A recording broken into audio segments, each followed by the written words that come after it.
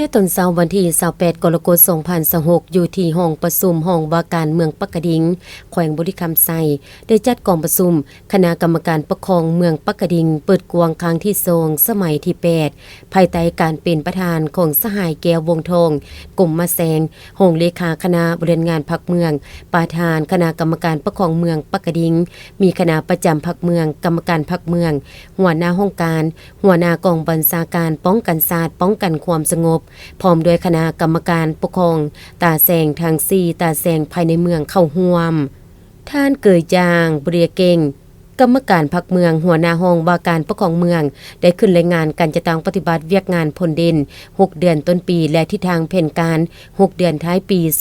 2026ท่านได้ยกให้เห็นเวียกงานป้องกันศาสตร์ป้องกันความสงบและเวียกงานการต่างประเทศเอาใจใส่จะต้องปฏิบัติ4หน้าที่ใหญ่26แผนงานที่กระทรวงป้องกันประเทศวางออกอย่างเข้มงวดสกัดกั้นประชาชนลักลอบห่อนคำจูเขตห่วงห้ามของบริษัทเขื่อนไฟฟ้าน้ำเถื่อนหนึ่งได้25ครั้งสีนำกองลอนทั่วเมืองเฮ็ดหน้าที่ป้องกันเบญยามกองประชุมใหญ่และวันสำคัญต่างๆได้32ครั้งลงอบรมหัดแอบวิชาศึกษาป้องกันศาสตร์ประจำปี2025-2026ได้3โรงเรียนสร้างครอบครัวป้องกันศาสตร์เข้มแข็งได้ 10,400 กว่าครอบครัวมีคดีอาญาเกิดขึ้นทั้งหมด32รายผู้ต้องหา66คนหญิง16คนดำเนินและแก้ไขคดียาเสพติดได้25รายผู้ถูกหา31คนหญิง3คนมีอุบัติเหตุเกิดขึ้น59รายพาหนะเปเพรวมทั้งหมด109คันมีอัคคีภัยเกิดขึ้น1ครั้งมูลค่าเสียหาย 1.2 ตื้อกว่ากีบหับผู้ต้องหาและผู้ฝากดัดสร้าง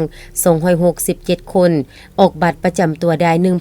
1,580 คนหญิง810คนสร้างบ้านป้องกันความสงบดีได้47บ้านสร้างครอบครัวป้องกันความสงบดีได้ 10,140 ครอบครัวสร้างบ้านปลอดยาเสพติดได้7บ้านสร้างครอบครัวปลอดยาเสพติดได้842ครอบครัวทั่วเมืองมี 10,500 กว่าครอบครัวมีพลเมืองทั้งหมด 63,100 กว่าคนมีครอบครัวพ้นทุกข์ 10,500 กว่าครอบครัวบ้านพัฒนากวม47บ้านครอบครัวพัฒนา 10,400 กว่าครอบครัวประเมินบ้าน4ด้านและเมือง5ด้านบรรโลไดหอยสันหอยพร้อมเดียวกันนั้นในวาระกองประชุมที่มีความหมายความสำคัญดังกล่าวคณะห้องการแต่ละภาคส่วนยังได้ขึ้นประกอบคำคิดคำเห็นรายงานการจะต้องปฏิบัติเวียกงานผลเด่นที่ตนเองรับผิดชอบอย่างกงไปกงมาและในตอนท้ายของกองประชุมยังได้รับฟังการอบรมจากท่านบุญครบจันทวงศ์เลขาคณะบริหารงานพรรคเมืองปักกะดิ่ง